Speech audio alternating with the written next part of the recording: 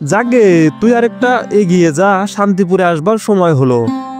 এই গাড়িতে 2-5টা খদ্দের থাকেই, আর ভেতরে বামুনকে বলে আয় শান্তিপুরে আসবার আগে যেন আর ভাত না চড়ায়, এক ডেস্কিতে এখন চলুক। এমন সময় হোটেলের ঝি পদ্ম ঘরে ঢুকিয়া বলিল, পয়সা দাও বাবু, দই নিয়ে আসি। বেচু বলিল, দই কি হবে? পদ্ম হাসিয়া বলিল, একজন ফার্স্ট ক্লাসে খাবে, আমায় বলে পাঠিয়েছে, দই চাই, পাকা কলা চাই। বেচু বলিল, কে বলতো খদ্দের? খদ্দের তো বটেই, পয়সা দিয়ে খাবে, এমনি না। আমার ভাইপো আসবে দেশ থেকে এই শান্তিপুরের গাড়িতে। না না, তাকে পয়সা দিতে হবে না, সে ছেলে মানুষ, 2-1 দিনের জন্য আসবে, তার কাছ থেকে পয়সা কিসের? দইয়ের পয়সা নিয়ে যা। বেচু একথা কখনো কাউকেই বলে না, কিন্তু পদ্মজির সম্বন্ধে অন্য কথা। পদ্মজি এ হোটেলে যা বলে তাই হয়, তাহার উপর কথা বলিবার কেহ নাই, সেজন্য দুষ্ট লোকে নানা রকম মন্দ কথা বলে, কিন্তু সেসব কথায় কান দিতে গেলে চলে না। শান্তিপুরের গাড়ি আসিবার শব্দ পাওয়া গেল। হোটেলের চাকর খদ্দের আনিতে স্টেশনে যাইতেছিল। বেচু চক্রবর্তী বলিল, খদ্দের বেশি করে আনতে না পারলে আর তোমায় রাখা হবে না, মনে রেখো। আমার খরচা না পোষালে মিথ্যে চাকর রাখতে যাই কেন? গেল সপ্তাহে তুমি মোটে 23টা খদ্দের এনেছো, তাতে হোটেল চলে? পদ্মজি বলল, তোমায় পাই পাই করে বলে হার মেনে গেলাম, 3 আনা বাড়িয়ে 14 পয়সা করো, আর ফার্স্ট ক্লাস তুলে দাও। কটা খদ্দের হয় ফার্স্ট ক্লাসে? যদুবরাজ্যের হোটেলে রেট কমিয়েছে শুনে বেচু বলিল, চুপ চুপ, একটু আস্তে আস্তে বল না, কারো কানে কথা গেলে এখনই। এমন সময় 6 জন খদ্দের সঙ্গে করিয়া মতি চাকর ফিরে আসিল। বেচু বলিল, আসুন বাবু, পাটুলি এখানে রাখুন। কোন ক্লাসে খাবেন বাবুরা, 5 আনা আর 3 আনা? একজন বলিল, আমার সেই বামুন ঠাকুরটা আছে তো, তার হাতের রান্না খেতেই এলাম, আমরা সেবার খেয়ে গিয়ে আর ভুলতে পারিনি। মাংস হবে? না বাবু, মাংস তো রান্না নেই, তবে যদি অর্ডার দেন তো ওবেলা। লোকটা বলিল, আমরা মোকদ্দমা করতে এসেছি কিনা, যদি জিতি পোড়ামা আর সিদ্ধেশ্বরী ইচ্ছায়, তবে হোটেলে আমাদের আজ থাকতেই হবে, কাল উকিলের বাড়ি কাজ আছে, তাহলে আজ ওবেলা 3 সের মাংস চাই, কিন্তু সেই বামুন ঠাকুরকে দিয়েই রান্না করানো চাই, নইলে আমরা আর অন্য জায়গায় যাব। ইহারা টিকিট কিনিয়া খাইবার ঘরে ঢুকিলে পদ্মজি বলিল, ওরা মুখ মিনসে আবার শুনতে না পায়, কি যে ওর রান্নার সুখ্যাত করে লোকে, তা বলতে পারি না। কি এমন মরণ রান্নার? বেচু বলিল, টিকিটগুলো নিয়ে আয় তো ভেতরের থেকে, এবেলা হিসাবটা মিটিয়ে রাখি। আর এখন তো গাড়ি নেই, আবার সেই একটার মুরগাছা লোকাল। পদ্ম বলিল, কেন আসাম মেল? আসাম মেলে আর তেমন খদ্দের আসছে কই? আগে আগে আসাম মেলে 8টা খদ্দের ফি দিন পাওয়া যেত, কি যে হয়েছে বাজারের অবস্থা। পদ্মজি ভিতরে গিয়ে রসুনে বামুনের নিকট হইতে টিকে টানিয়া বলিল, শোনো মজা, ফার্স্ট ক্লাসের ডাল চা ছিল সব সাওয়ার, হাজারি ঠাকুরের কাণ্ড। এদিকে এই খদ্দের বাবুরা গিয়ে তাকে একবারে স্বর্গে তুলে দিচ্ছে। তুমি হেন রাধো, তুমি তেন রাধো বলে যত আনা সৃষ্টি কাণ্ড, যত দেখতে পারি না তাই। এখন ডালের কি করবে বলো? ডাল কতটা আছে দেখলি? লবডঙ্ক, আর মেরে খেতে 3 জনের মতো হবে। কজনের মতো ডাল দিছিলি? 10 জনের মতো। মুখের ডাল আলাদা ফার্স্ট ক্লাসের মুড়িঘণ্টের জন্য দিয়েছি, সেকেন্ড ক্লাসে 30 জনের মুসুরি খেসারি মিশেল ডাল। হাজারি ঠাকুরকে ডেকে দে। পদ্মজি হাজারি ঠাকুরের সঙ্গে করিয়া আনিল। লোকটার বয়স 45-46, একহারা চেহারা, রং কালো, দেখিলে মনে হয় লোকটা নিপাত ভালো মানুষ। বেচু চক্রবর্তী বলিল, হাজারি ঠাকুর, ডাল কম হলো কি করে? হাজারি ঠাকুর বলিল, তা কি করে বলবো বাবু, রোজ যেমন ডাল খদ্দেরদের দেই তার বেশি তো দেইনি, কম হলে আমি কি করব বলুন? পদ্মজি চিৎকার দিয়া বলিল, তোমার হারে হারে বদমাইশি ঠাকুর, আমি কষ্ট দেখেছি। তুমি ওই খদ্দের বাবুদের সঙ্গে রান্নার সুখ খেতে শুনে তাদের পাতে উড়কি উড়কি মুড়িঘণ্ট ঢালছো, পয়সা করিও দিয়েছে বোধহয় বকশিস। হাজারি বলিল, বকশিস এই হোটেলে কত পাই দেখেছো তো বদ্দ দিদি? একটা বিড়ি খেতে দেয় কেউ দেখেছো আজ পর্যন্ত?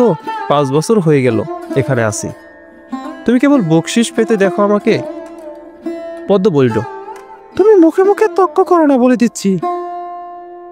পদ্মজি কাউকে ভয় করে কথা বলবার মেয়ে নয়। ফার্স্ট ক্লাসের বাবুরা পুজোর সময় তোমায় গেঞ্জি কিনে দেয়নি? ইস, ভারী গেঞ্জি একটা কিনে দিয়েছিল বুঝি, পুরনো গেঞ্জি। বিজয়কতি বলিল, যাও যাও ঠাকুর, বাজে কথা বকো না। বেশি খদ্দের আসে, ডালের দাম তোমার মাইনে থেকে কাটা যাবে। কেন বাবু, আমার কি দোষ হলো এতে? পদ্ম দিদি 8 জনের ডাল মেপে দিয়েছে, তাতে খেয়েছে 11 জন। পদ্ম এবার হাজারি ঠাকুরের সামনে আসিয়া হাত মুখ নাড়িয়া মুখ পাকাইয়া বলিতে লাগিল, 8 জনের ডাল মেপে দিয়েছি না স্যার, বদমাইশ কাজাখর কোথাকার। 10 জনের 10-এর অর্ধেক 5 পোয়া ডাল তোমায় দিইনি বের করে। হাজারি ঠাকুর আর প্রতিবাদ করিতে বোধহয় সাহস পাইল না। পদ্মজি অত অল্পে বোধহয় ছাড়িত না, কিন্তু ইতিমধ্যে খদ্দের আসিয়া পড়াতে সে কথা বন্ধ করিয়া চলিয়া গেল। হাজারি ঠাকুরও ভিতরে গেল। বেলা প্রায় 2:30। আসাম মেল অনেকক্ষণ আসিয়া চলিয়া গিয়াছে। হাজারি ঠাকুর একা খাওয়ার ঘরে খাইতে বসিল। বড় ডেকচিতে 2খানি মাত্র ভাত ও কয়েকটা খানি তরকারি পড়িয়া আছে। ডাল মাছ যাহা ছিল পদ্মজিকে তাহার বড় থালায় বাড়িয়ে দিতে হইয়াছে। সে রোজ বেলা 1:30টার সময় রান্নাঘরের উদ্বৃত্ত ডাল তরকারি মাছ নিয়া বাসায় লইয়া যায়। রসিয়ে বামুনদের জন্য কিছু থাকুক আর না থাকুক, অন্য রসিয়ে বামুনরা উড়িয়া। তার নাম রতন ঠাকুর। সে হোটেলে বসিয়া খায় না, তাহারও বাসা নিকটে। সেও ভাত তরকারি লইয়া যায়। হাজারির এখানে কেউ থাকে না, সে হোটেলেই থাকে, হোটেলেই খায়। রোজ তার ভাগ্যে এরকমই। বেলা 2:30 পর্যন্ত খালি পেটে খাটিয়া 2টি করকরে ভাত, কোনোদিন সামান্য একটু ডাল, কোনোদিন তাও না, ইহাই তাহার বরাদ্দ। ডেকচিতে বেশি ভাত থাকিলে পদ্মজি বলবে, অত ভাত খাবে কে? ও তো 3 জনের খোরাক, আমার থালায় আর 2টো বেশি করে ভাত বেড়ে দিও।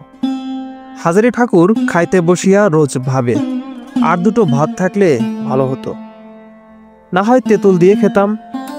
পদ্মটা কি সোজা বদমাস মাগি, পেট ভরে যে কেউ খায় তাও তার সহ্য হয় না।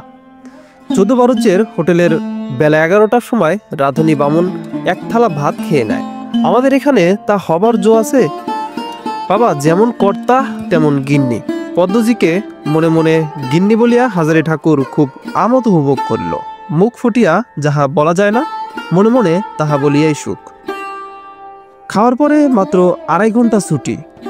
আবার ঠিক বেলা 5টায় উনুনে ডেকচি চাপাইতে হইবে। রতন ঠাকুর এই সময় বাসায় গিয়া ঘুমোয়, কিন্তু হাজারি ঠাকুর চূর্ণী নদীর ধারের ঠাকুর বাড়িতে কিংবা রাধাবল্লভ তলায় মন্দিরতে একা বসিয়া কাটায়। না ঘুমাইয়া একা বসিয়া কাটাইবার মানে আছে? হাজারি ঠাকুরের এই সময়টা হইতাছে ভাবিবার সময়। এ সময় ছাড়া আর নির্জনে ভাবিবার অবসর পাওয়া যায় না। সন্ধ্যা 7টা পর্যন্ত রান্নার কাজে ব্যস্ত থাকিতে হয়। রাত 11টা পর্যন্ত খদ্দেরদের পরিবেশন, রাত 12টা পর্যন্ত নিজের খাওয়া দাওয়া। তার পর্ব কর্তার কাছে চাল ডালের হিসাব মেটানো। রাত 11টার দিকে শুই, বার অবসর পাওয়া যায় না। দুদণ্ড একা বসিয়া ভাবিবার সময় কই। চূর্ণী নদীর ধারের জায়গাটা বেশ ভালো লাগে। ওপারে শান্তিপুর যাইবার কাঁচা সড়ক, খেয়ানৌকায় লোকজন পারাপার হইতেছে। বাঁশের বাগান, শিমুল গাছ, মাঠ, কালাই ক্ষেত, গাবভেরেন্ডার বেড়াঘেরা গৃহস্থ বাড়ি। হাজারি ঠাকুর একটা বিড়ি ধরাইয়া ভাবিতে আরম্ভ করিল। আজ 5 বছর হইয়া গেল বিজু চক্রবর্তীর হোটেলে। প্রথম যেদিন রানাঘাট আসিয়া হোটেলে ঢোকে সে কথা আজও মনে হয়। গান্নাপুর হইতে রানাঘাট আসিয়া সে প্রথমে গেল বেজু চক্রবর্তীর হোটেলে কাজের সন্ধানে। কর্তার সামনে বসিয়াছিলেন। বলিলেন, কি চাই? হাজারি বলিল, আগে বাবু, রসিয়ে বামুনের কাজ করি, কাজের চেষ্টা ঘুরছি। বাবুর হোটেলে কাজ আছে। তোমার নাম কি? আগে হাজারি দেব শর্মা, উপাধি চক্রবর্তী। এইভাবে নাম বলিতে হাজারির পিতা ঠাকুর তাহাকে শিখাইয়া দিয়েছিলেন। বাড়ি কোথায়? গানাংপুর স্টেশনে নেমে যেতে হয় এরশোলা গ্রামে।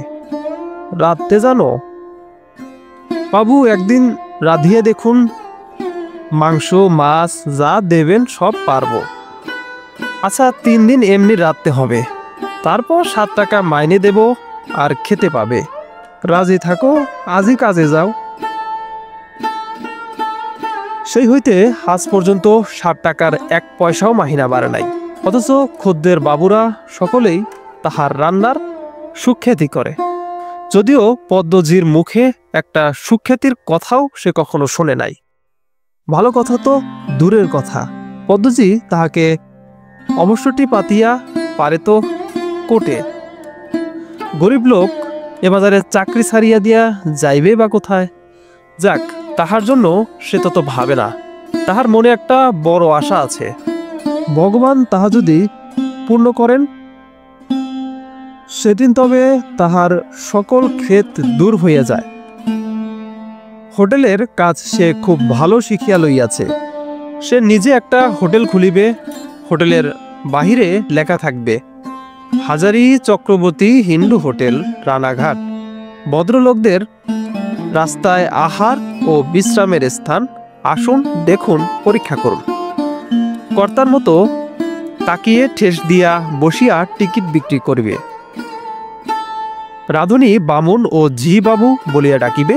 সে নিজে বাজারে গিয়া মাছ তরকারি কিনিয়া আনিবে। এই হোটেলের মতো ঝির উপর সব ভার ফেলিয়া দিয়া রাখিবে না। সে খদ্দেরের ভালো জিনিস খাওয়াইয়া খুশি করিয়া পয়সা লইবে। সে এই কয় বছরে বুঝিয়া দেখিল, লোকে ভালো জিনিস ভালো রান্না খাইতে পারলে 2 পয়সা বেশি রেট দিয়েও আপত্তি করে না। এই হোটেলের মতো জুয়াচুরি সে করিবে না। মসুরির ডালের সঙ্গে কম দামের খেসারির ডাল চালাইবে না। বাজারের কানা পোকাদর বেগুন, রেল চালানি, বরফ দেওয়া সস্তা মাছ বাছিয়া বাছিয়া হোটেলের জন্য কিনিবে না। সে এখানে খদ্দেরদের বিশ্রামের বন্দোবস্ত নাই। যারা নিতান্ত বিশ্রাম করিতে চায়, কর্তার গদিতে বসিয়া 1-8 ঘন্টা বিড়ি খায়। কিন্তু তাহার মনে হয় বিশ্রামের ভালো ব্যবস্থা থাকিলে সে হোটেলের লোক বেশি আসিবে। অনেকেই খাওয়ার পরে একটু গড়াইয়া লইতে চায়। সে তাহার হোটেলে একটা আলাদা ঘর রাখিবে খুচরা খদ্দেরদের বিশ্রামের জন্য। সেখানে তক্ত পশের ওপর শতরঞ্জি ও চাদর পাতা থাকিবে, বালিশ থাকিবে, তামাক খাইবার বন্দোবস্ত থাকিবে। কেউ একটু ঘুমাইয়া লইতে চাইলেও অনায়াসে পারিবে। খাও দাও, বিশ্রাম করো, তামাক খাও, চালিয়ে যাও। রানাঘাটের কোনো হোটেলে এমন ব্যবস্থা নাই। যদুবারজ্যের হোটেলেও নাই। ব্যবসা ভালো করিয়া চালাইতে হইলে এসব ব্যবস্থা দরকার আছে। নইলে রেলগাড়ির সময়ে স্টেশনে গিয়া শুধু আসুন বাবু, ভালো হোটেল, হিন্দু হোটেল বলিয়া চেঁচাইলেই কি আর খদ্দের আসে? খদ্দের খোঁজে আরাম, ভালো খাবার। সে দিতে পারিবে, তাহার লোক ঝুঁকিবে। অবশ্য ইহা সে বোঝে। আজ যদি একটা হোটেলে বিশ্রামের ঘর করে দেয়, তবে দেখিয়া দেখিয়া কাল রানাঘাটের বাজারময় সব হিন্দু হোটেলেই দেখা দেখি বিশ্রামের ঘর খুলিয়া বসিবে। যদি তাহাতে খদ্দের টানা যায়, তবুও একবার নাম বাহির করিতে পারিলে প্রথমে যে নাম বাহির করে তাহারই সুবিধা। আরও কত মতলব হাজারির মাথায় আছে। শুধু খদ্দেরের বিশ্রামের ঘর কেন, মোকদ্দমা মামলা যাহারা করিতে আসে, তাহারা সারাদিন খাটুনির পর হয়তো খাইয়া দাইয়া একটু তাস খেলিতে চায়, সে ব্যবস্থা থাকিবে। পান তামাকের দাম দিতে হইবে না। নিজেরাই সাজিয়া খাও বা হোটেলের চাকরকেই সাজিয়া দিক। চুরি নদীর ধারে বসিয়া একা ভাবিলে এমন সব কত নতুন নতুন মতলব তাহার মনে আসে। কিন্তু কখনো কি তাহা ঘটিবে? তাহার মনের আশা পূরণ হইবে? বয়স তো হইয়া গেল 46-এর উপর। সারা জীবন কিছু করিতে পারে নাই। 60 টাকা মাইনার চাকরি আজও ঘুচিল না। ছাপোষা গরিব লোক, কি করিয়া কি হইবে তাহা সে ভাবিয়া পায় না। তবুও সে কেন ভাবে রোজ এসব কথা? এই চূর্ণ নদীর ধারেই বসিয়া ভাবিতে বেশ লাগে, তাই ভাবে। তবে বয়স হয়েছে বলিয়া দমিবার পাত্র সে নয়। 46 বছর বয়স, এমন কি বয়স হয়েছে তার? এখনো সে অনেক দিন বাঁচিবে। কাজে উৎসাহ তাহার আছে। হোটেল খুলিতে পারিলে সে দেখাইয়া দিবে কি করিয়া সুনাম করিতে পারা যায়।